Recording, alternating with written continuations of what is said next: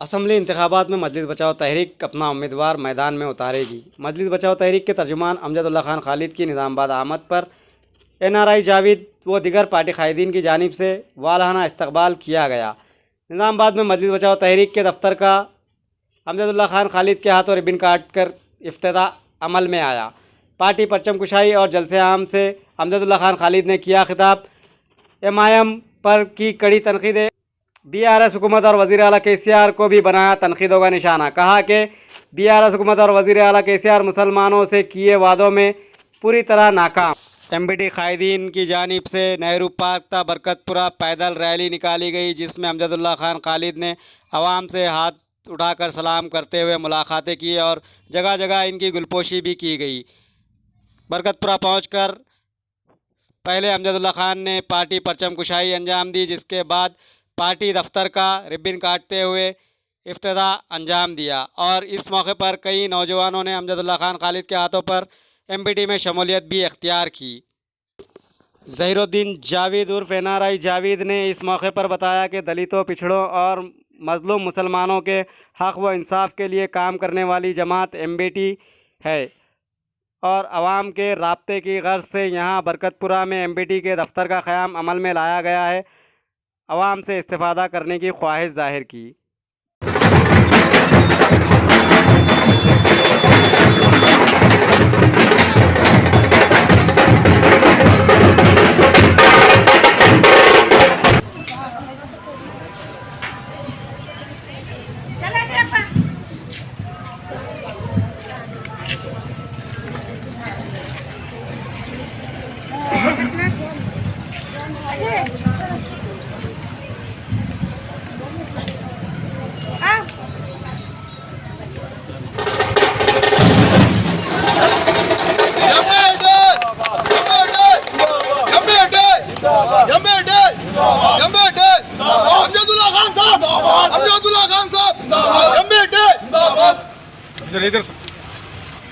बिस्मिल्लाहिर्रहमानिर्रहीम।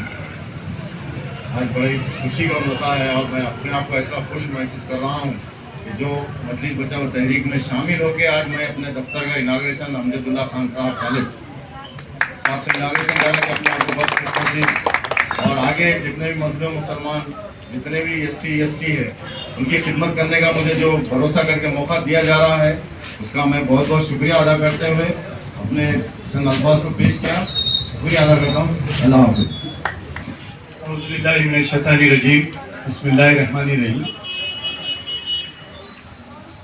जनाब अब्दुल खादर साजिद साहब, डिस्ट्रिक्ट सदर मजलिस बचाओ तहरीक, मीर बशारत अली साहब, डिस्ट्रिक्ट जनरल सेक्रेटरी मजलिस बचाओ तहरीक, अब्दुल बासित साहब, सदर मजलिस बचाओ तहरीक, हमारे आरमूर से आए हुए आरमूर के सदर जनाब शेख माजिद साहब, हमारे अमजद साहब,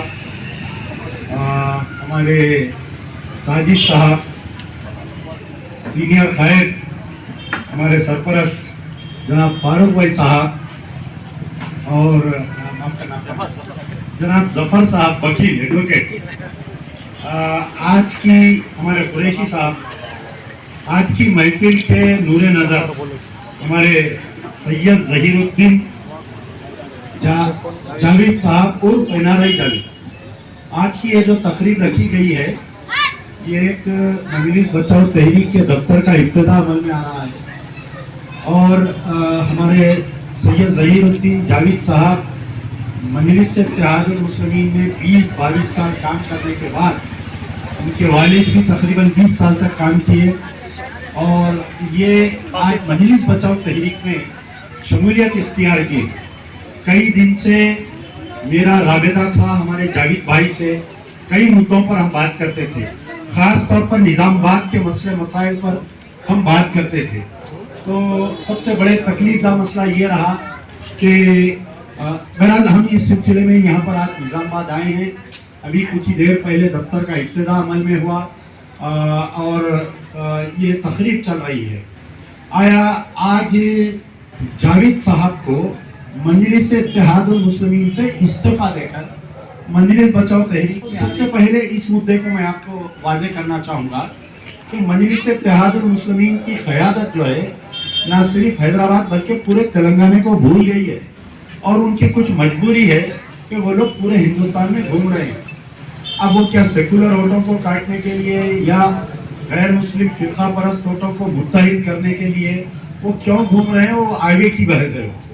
लेकिन अगर मजलिस इत्तेहादुल मुस्लिमीन का कोई किला जाना जाता था तो वो था निज़ामाबाद, और ख़ास तौर पर निज़ामाबाद में अक्सर जो है यहाँ पर कभी अकबरुद्दीन ओवैसी साहब, कभी असदुद्दीन ओवैसी साहब इलेक्शनों के करीब में आकर ये वादे करते थे कि आप हमें एक फ़ोन करिए, निज़ामाबाद की आवाम के लिए हम 4 घंटे में मौजूद रहेंगे। 2018 का इंतखाबात हुआ, 2019 का इंतखाबात हुआ, मैं ज़्यादा पुरानी गुफ्तगू नहीं करूँगा, बल्कि 2018 से लेकर डिस्ट्रिक्ट के कई मुकामात पर फिसाद हुआ, कई छोटे मोटे वाक़ियात हुए, NRC का जो एजिटेशन चला, काबिल मुबारकबाद है निज़ामाबाद की आवाम। मैं सलाम करता हूँ निज़ामाबाद के मुस्लिम नौजवानों को जो यहाँ पर एक कंटिन्यू धरना बिठाए थे। यहाँ पर ख़ास तौर पर ख़वातीन यहाँ पर बैठे थे। उसके बाद में उन बच्चों को केसेस में बुक करते हुए उन बच्चों को गिरफ्तार किया गया।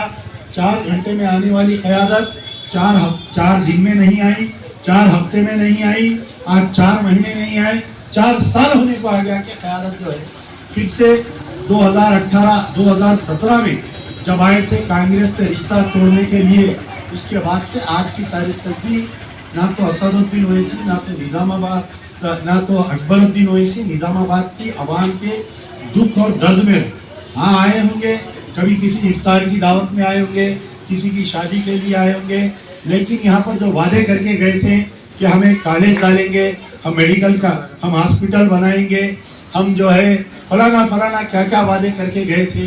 लेकिन निज़ामाबाद सबसे बड़ा दुख मुझे ये होता है कि अक्सर मैं वो सोचकर हमारे जावेद भाई से जब भी मेरी गुफ्तगू होती थी कि मजलिस इत्तेहादुल मुस्लिमीन को मिल्लत के नाम पर इस्लाम खतरे में है, फलाना फलाना तकारीर करके निज़ामाबाद की आवाम से 18 कारपोरेटर जीते गए। 50 जो डिवीजन है निज़ामाबाद में, 60 जो म्यूनसिपल डिवीजन है निज़ामाबाद में, 30 ऐसे डिवीजन है जहां से मुसलमान जीत सकता है, लेकिन 22 ऐसे पक्के डिवीजन है जो 4 अगर मुसलमान भी लड़े तो कोई ना कोई मुसलमान जीतता है। तो 22 में से निज़ामाबाद की आवाम ने मजलिस इत्तेहादुल मुस्लिमीन को 18 कारपोरेटर्स दी। तो उमन होना चाहिए था कि निज़ामाबाद में मजलिस इत्तेहादुल मुस्लिमीन का मेयर बनना चाहिए था, लेकिन सारे हिंदुस्तान में आज असदुद्दीन ओवैसी उत्तर प्रदेश जाते हैं, कर्नाटका जाते हैं, फलाना मध्य प्रदेश जाते हैं, राजस्थान जाते हैं, यही तकरीर करते हैं कि क्या मुसलमान दरी बिछाने के लिए है क्या, कब तक मुसलमान दरी बिछाएंगा, ये अक्सर ये असदुद्दीन ओवैसी की तकरीर में है। तो अगर हिंदुस्तान के मुसलमान दरी बिछा रहे हैं, आप जाकर उनके बारे में बोल रहे हैं, तो क्या फिर तेलंगाना के मुसलमान दरी बिछाने के काबिल हो गए? क्या कारपोरेटर कौम ने आपको 18 कारपोरेटर इसलिए दिए थे कि आप मेयर को ले जाके TRS की झोली में डाल दे और डिप्टी मेयर लेकर सरेंडर हो जाए? भैंसे में आपका चेयरमैन, आपका बोधल में आपका चेयरमैन बन सकता था, रातें रात आपके कारपोरेटर्स भी गए, भैंसे में आप कॉम्प्रोमाइज कर लिए, निर्मल में आप कॉम्प्रोमाइज कर लिए। यानी अजलाओं के मुसलमानों को इलेक्शन के दौर पर मिल्लत के नाम पर वोट लेने वाली क़यादत ये बाद में जो है। अब आज बतलाइए कि निज़ामाबाद के मुसलमान कहाँ पर जाना बताइए? मजलिस में 7 MLA है, क्या हर महीने में 2 बार कोई एक MLA आकर यहाँ पर निज़ामाबाद में बैठकर निज़ामाबाद के मसाइल पर गुफ्तगू कर सकता, क्या नहीं बताइए? निज़ामाबाद से थोड़ी दूर पर एक इंदलवाई बोलकर मुकाम है, वो इंदलवाई मैं मेरे फोन पर कई मुस्लिम खवातीन का फोन आता है, साहब मेरी बच्ची MBA पढ़ रही थी, फर्स्ट ईयर में है साहब, मैं फीस नहीं दे सक रहा हूँ, मेरी बच्ची की तालीम तर्क हो जा रही है, आप मदद करो। कई फोन आते हैं कि साहब मेरी बच्ची की शादी तय हो गई है, लेकिन मेरे पास उतने पैसे नहीं है मैं शादी करने के लिए।